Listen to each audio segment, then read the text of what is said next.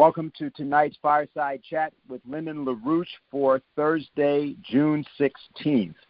And we are less than 2 days from our transatlantic and international conference called There Can Be No Peace Without the Bankruptcy Reorganization of the Dying Transatlantic Financial System. A somewhat unusual title for one of our international conferences, but the appropriate title. The invitation for that conference, which I just want to indicate, said in its first paragraphs, in this year of 2022, the 100th anniversary of Lyndon LaRouche's birth, it is time to finally recognize the accuracy of his warning over decades that the continuation of the financial speculation and looting policies of the City of London and Wall Street's free trade and floating exchange rate system, enshrined after August 15, 1971, would necessarily lead to war, and very possibly thermonuclear war, coupled with the drastic collapse of the world's physical economy and resulting depopulation, the deaths of millions and even billions of human beings through famine and pandemics. But it is also time to take recourse to the policy solutions provided by Lyndon LaRouche to bring about the successful bankruptcy reorganization of that dying system and replace it with a new international security and development architecture built on the same philosophical cornerstone of statecraft which gave rise to the Peace of Westphalia in 1648. That's the first couple of paragraphs of that invitation. Many things are happening in the world. You're probably aware of some of the financial upheaval that has really hit everybody in every way. Whether you're a Bitcoiner or you are a stockholder, or whether you're just somebody trying to put gas in your car or maybe buy baby formula, you are aware that things are falling apart. The center is not holding. And therefore, this is a circumstance in which our role is to provide not merely a solution concept, but a deliberative process in which we encourage citizens from around the world to engage in formulating for themselves what they are going to do. As Lyndon LaRouche once said at the conclusion of a talk he gave in 1996, when people say, what are you going to do for us? We are going to say to them, we're not going to do anything for you. What we're going to do is we're going to give you an opportunity to do something for yourselves. The first panel, I just want to let people know about that. Panel 1 is called A Decoupling of the Two Systems or a New Paradigm for Humanity. Now, to be clear here, we're not suggesting that there's simply two completely different systems at work here in the world. We're talking about the fact that there is an orientation which Russia and China have taken, as particularly expressed in their February 4th memorandum, not merely a memorandum of understanding, called really a declaration of independence about their direction in the world. And this is, in our view, what actually precipitated the combination of sanctions and other effects that preceded that date and came after that date. And there is the drive for war from NATO, what's called NATO. But it's really the City of London and Wall Street's financial power attempting to deploy the military capabilities of various nation states in a vain attempt to try to blackmail and force the maintenance of a system that cannot be maintained. There's a financial system which cannot be maintained. It's hopelessly bankrupt, and it has come apart. On that first panel, which will begin Saturday, 9 a.m. Eastern Time, Helga Sepp-LaRouche will be doing the keynote, and she has entitled her keynote apparently, Let's Win Mission Impossible, or Find Another Planet. I'd like to say what that mission impossible is to carry out this reorganization, not merely of the banking system, but of the economic system of the transatlantic world, by recruiting in the United States in particular, but also throughout the transatlantic, a few score, maybe 100 or 200 persons of leadership, of true leadership capability, not meaning acknowledged leaders necessarily, although some of them will be that, who are prepared to advocate directly the measures, sometimes referred to as the LaRouche Four Laws, that are the pathway for the transatlantic world out of its present circumstance.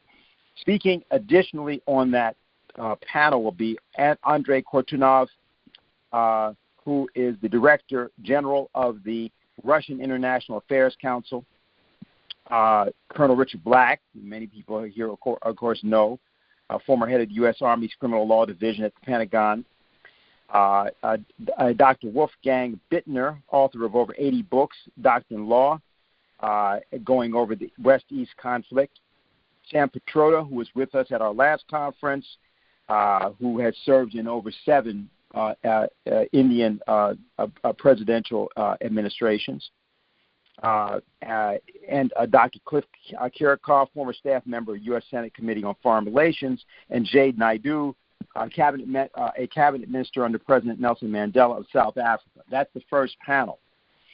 And then from there, the idea is for the dialogue to take off and for people, as they begin to see how that panel unfolds, to bring more and more people into it in the live circumstances. This conference is a Zoom conference, so anybody anywhere in the world that's prepared to be up, for example, if it happens to be too early for some people or otherwise participate, is invited to participate.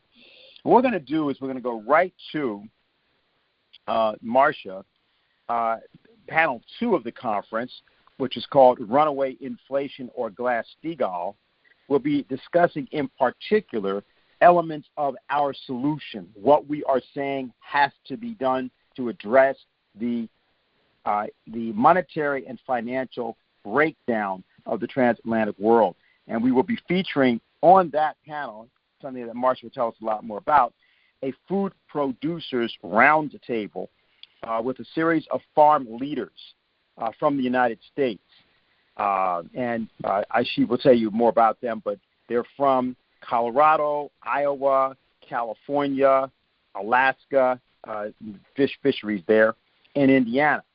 And so the concept overall of their contribution is science and culture to end famine, principles of agricultural productivity.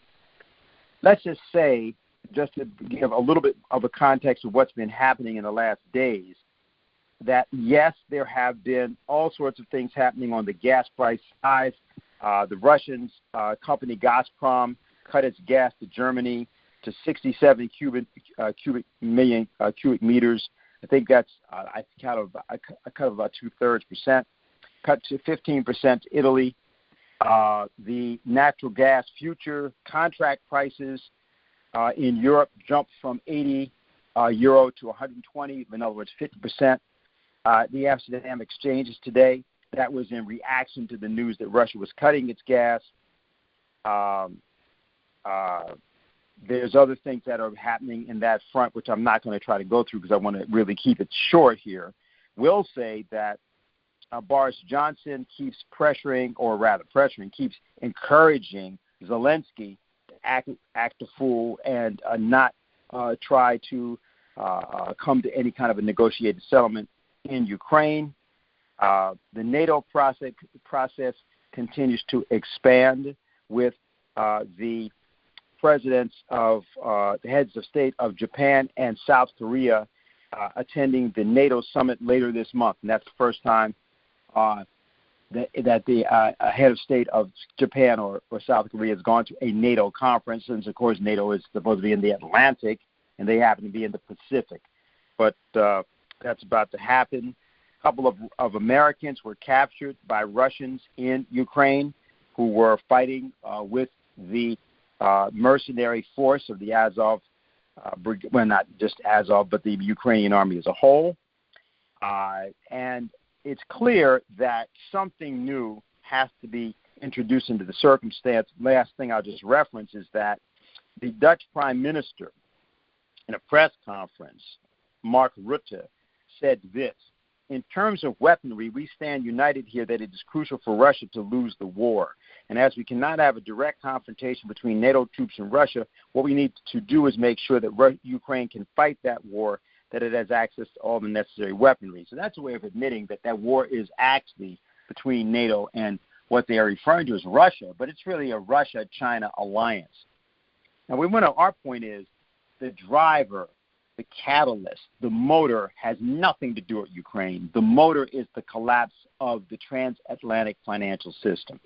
This is something that Lyndon LaRouche, as we've said already, discussed as early as the period of the late 60s, early 70s, and he discussed it in reformulation, particularly during the period of 1995-96 with his triple curve presentation. Is a graphic presentation which tried to give people a way of thinking about the crisis and why it could not be solved.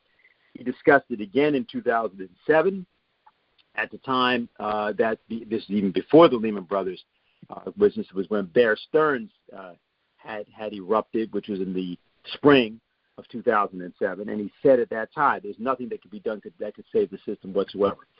And so what we're here to consider tonight and help you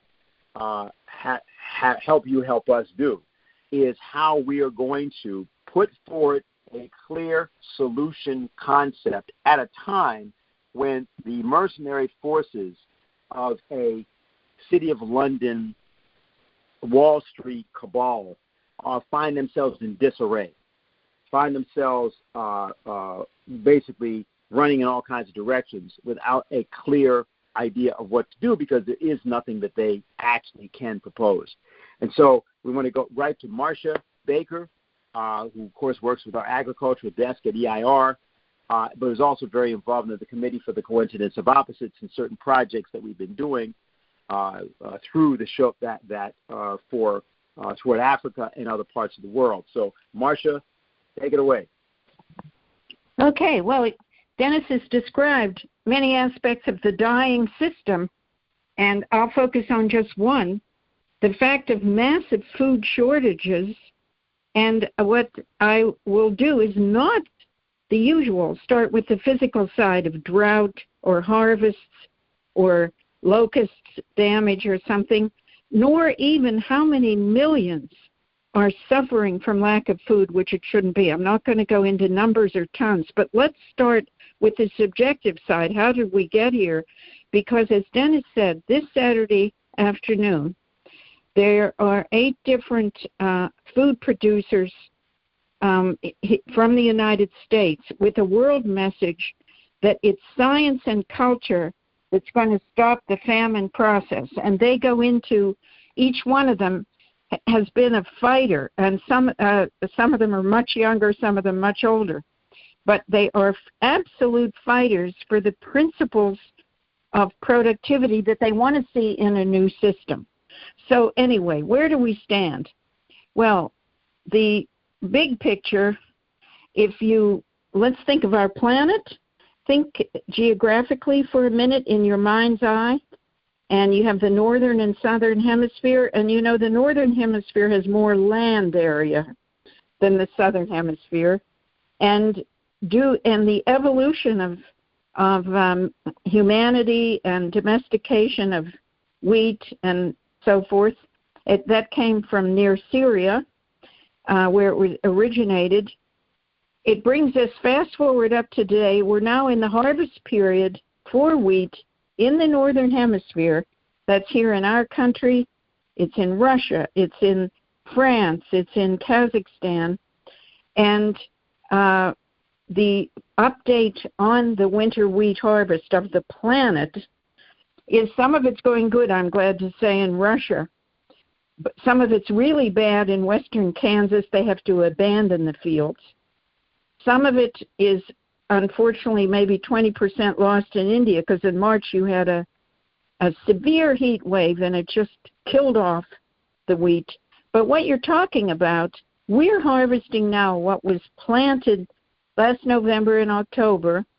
It's called winter wheat because you plant it in the fall, it sleeps over the winter, and then it springs up in the spring.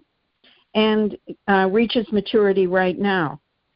So this already was in the ground when the hyperinflation last year was taking off. And now we're harvesting that, but bang, on July 1st comes what they call a new crop year. In the fall, you hope for more wheat to be planted. Before that time, in the north, you have other crops to harvest like soybeans or corn. But I'll tell you, the reason I go into this is we are at a break point.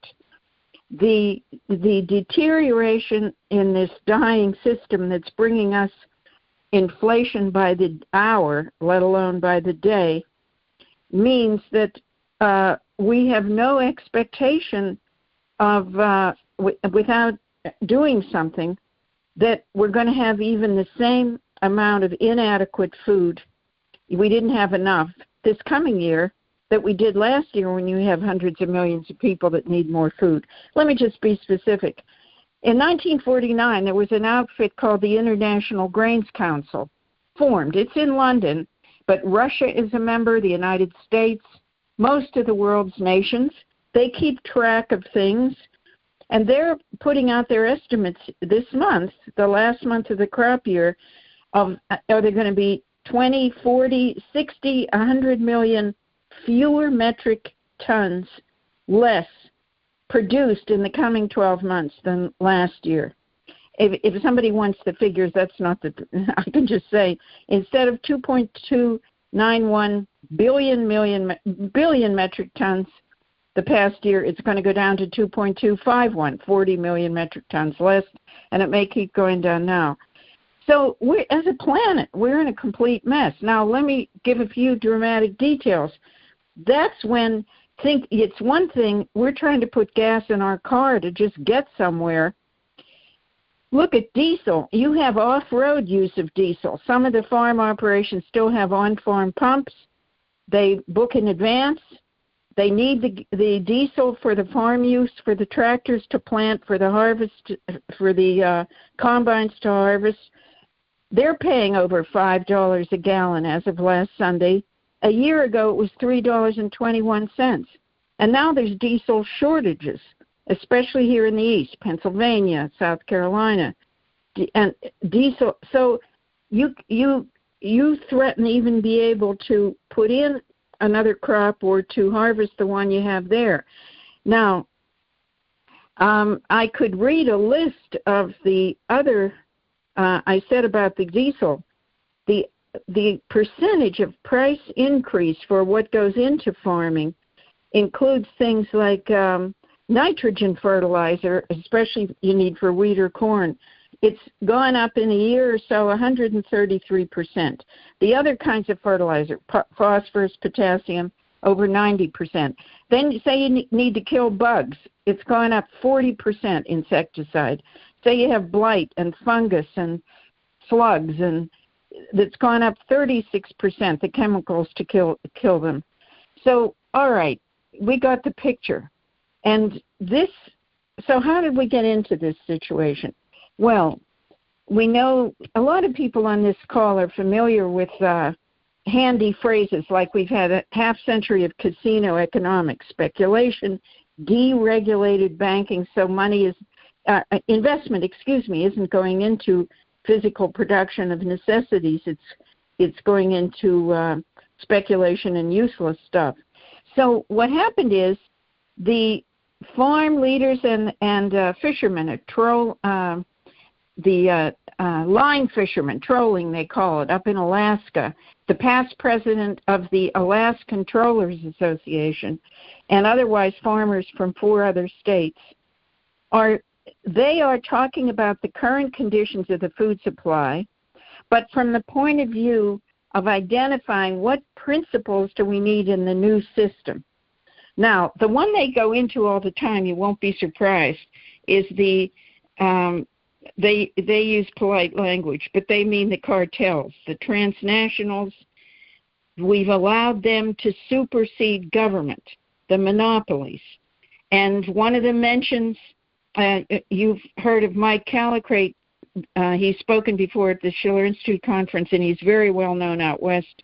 He said that's the baby food story. Look at Abbott. Look at Abbott, that had the trouble with the plant in Michigan. But so the thing is, the monopolies in all respects, not just food, they all go into, you can imagine, in depth. Now that brings us to the question. It's not like how did this, it was easy to make this happen. You could go like, knock, knock, Mrs. Citizen, and she says, who's there? And we say, it's the monopolies. We'll now run your food system. And she says, okay. But how did it happen? It's really a study in mind control and info wars that you would have everyone, whole societies, be dupes and chumps and dummies to let this happen. And let me just list something for time reasons to provoke people to think. And the farmers mention a lot of these. Cheap food. Well, why not have a Walmart move in and have all your rural towns shut down stores and local grocery stores? Because it's cheap. You want it cheap, don't you? But here's another thing. If you have it blacked out about how anything is produced, you know how people, don't we all feel this way? If you still watch television, you try and find a Discovery Channel, or how is it made, or anything. How do they package popcorn rather than the rest of the crap? But if you black out the condition of the world, like the fact of so many millions, and where do they live, in Ethiopia or Haiti or Guatemala, that need food, then people will let anything happen. They don't know anything.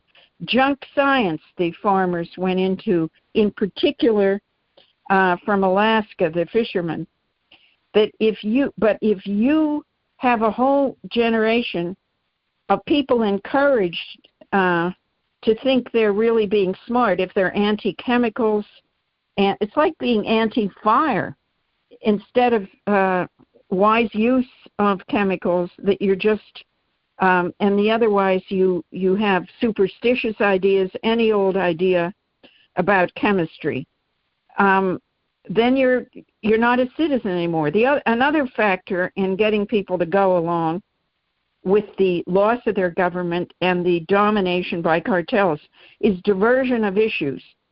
You worry about whether there's enough chlorophyll in your diet or selenium or something. It might be fair enough, but what's the fixation here? And the other thing is the deep, it's more than pessimism, but the lie that demobilizes humanity, that human beings are a blight or a pollutant on the planet. And having more progress is, we're beyond that. It's the end of the line. No more infrastructure. All you can do is have, as they call it at business college, risk management. Instead of saying we have to have infrastructure so we can lessen the risk of floods and droughts and have very managed water where we want it, when we want it. No, you can't do any of that. You just have risk management. Buy an insurance policy from an insurance company with a sweetheart deal from the government, and that's the best you can do. If you lose your crop, you get a little money. So in the end, as one of the farmers from Iowa said, who has his son and his grandson with him in their same presentation, they're from Iowa, and this 84-year-old senior farmer said they've taken the culture out of agriculture. It's to be just a business. We're supposed to know how to manage risk and hedge on futures instead of produce food that people are going to eat. So I just leave that kind of thing there, but I have to take this opportunity to zoom in on something just to underscore some points, because instead of zooming in on what's really gripping, like when I say the lack of food now in Lebanon or Yemen, I've mentioned certain countries. There's a report out this month called World Hunger Hotspots, and they have the top 20 nations. I mean, I think people are on this call because we can visualize it, and we want to stop this. Let me zoom in on a productive country and show you what we're up against, though. The Netherlands.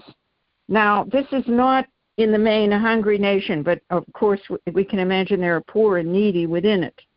Do you know that the Netherlands, which by the way I think is about just twice the size of New Jersey, it's not as big as South Carolina. I didn't check all the maps. So the Netherlands is not as big as South Carolina. It has fewer population than greater metropolitan New York City. You know, it has 19 million maybe. It's the second biggest food exporter in the entire world in dollar value. First is the United States for food exports because of the huge pork, soybeans, and corn exports and things like, you know, nuts from California and stuff. No, the Netherlands is number 2 behind only the United States. It's ahead of Canada. It's ahead of Australia, you know, all that kind of thing, Australia. And it exports around $100 billion. Now, how did that happen? Well, it's good to have capacity because Netherlands is famous for cheese. It's famous. It is the second ham exporter after the United States. But let me tell you more about it. Its biggest money maker is flowers. You know, all those tulips and lots of other things. It also exports eggs and this and that. But the point is that it's the Anglo-Dutch control, an aspect of Anglo-Dutch control over world food. I'll give you one example. There's stunning greenhouses in the Netherlands which grow things by hydroponics. The big bell peppers, red, orange, and whatever color. And then they're air cargoed to the United States and elsewhere for sale. So what happened is about 30 or more years ago, when the technology came along for controlled confinement crops, like cucumbers and all this, that the Anglo-Dutch got the patent rights. And they concentrated it in the Netherlands because if you have power and if you have these skills, you can do it.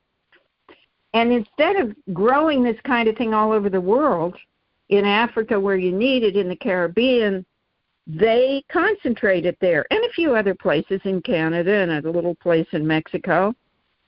And so that's what they do. And so it shows you at the same time the technology is there. We don't have a technology and physical production problem in the world. If we build the infrastructure we know how to do and apply the technology for things like soil-less agriculture, we can have huge populations north at the Arctic Circle. There's no problem. So, but on the other hand, as things come along, I just want to point out what's the reality. In the last 2 years, the Dutch farmers that are employed by these cartels who dominate the production there, they got on their tractors and had 6 to 8 lane highways blocked up in and around Amsterdam. They backed up the traffic hundreds of miles back into Germany because they're being told that they can't produce anymore, that the powers that be think that there's too much production in Holland. Last Friday, June 10th, there was a decree from the government. They're going to phase out using so much nitrogen, which you need, according to chemistry, for a lot of your production. And if you have waste, you can deal with waste. No, they're just going to phase it out. So these are just a couple aspects of the world food system as it is, which has a lot of lessons, which we have to deal with. And that's why the one thing you'll hear from almost all the speakers on Saturday at this food producers roundtable is Glass-Steagall. They go after right to the heart of the beast, that if you have unregulated anything goes, banking cartels interconnected with food commodity and other commodity cartels, it's all over. You're done for. And that's the so in conclusion, I just mentioned that I refer people to what was put out by the Schiller Institute in March, a few weeks after the Russian deployment into Ukraine, where the LaRouche, an economic task force we had, put out a LaRouche plan for a new economic and financial architecture in the world. And the first, after describing the crisis, and it's not, you see what I mean, it predates what's happening in Ukraine. Ukraine, because of its endowment of it's part of the Black Earth Belt, very fertile region, and it has tremendous area that you can cultivate. But Ukraine also got moved in on by all the major cartels. In 1991, a European Bank for Economic Reconstruction and Development, I think, was set up, 1991. And it worked with Louis Dreyfus, Bunge, and the famous name cartels to set up giant agro holding neo-plantations all over Ukraine. So that many Ukrainians are working now in Kansas and Iowa and elsewhere for half the year because they were displaced. They had no role. So you really get into things. We got to have, as this economic task force said, one of the points is Glass-Steagall and re-regulating banks, plenty of credit, and directed for what's necessary. That's one point. Another point is national governments to collaborate to make the best use of where you can produce, not let anything shut down. And I want to give you examples. We have to override the cartel control over the governments. In Britain, there's 2 big nitrogen fertilizer plants that an American-based company called CF Holdings says they aren't making any more. We're going to shut them down. Well, override that. No, you're going to keep it open. It's like the equivalent in principle to the National Defense Authorization Act. We need these things operating for food security. Third or fourth point, I've lost track, but cancel all the green reset tenets and about taking 30% of land and water, having that out of production by 2030, reducing chemical use. Just cancel that and go for a goal of expanding food production and as fast as possible getting up to doubling what we have so every food is plentiful everywhere, and go for a grain reserve policy. Like Confucius said, ever normal granary, put grain in it and keep their level at all times.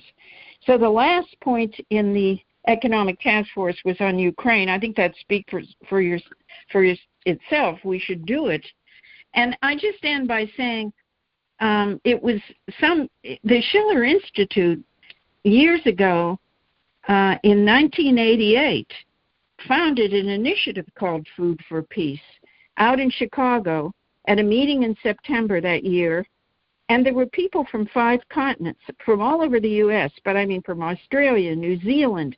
Embassies in Washington sent diplomats from the African embassies.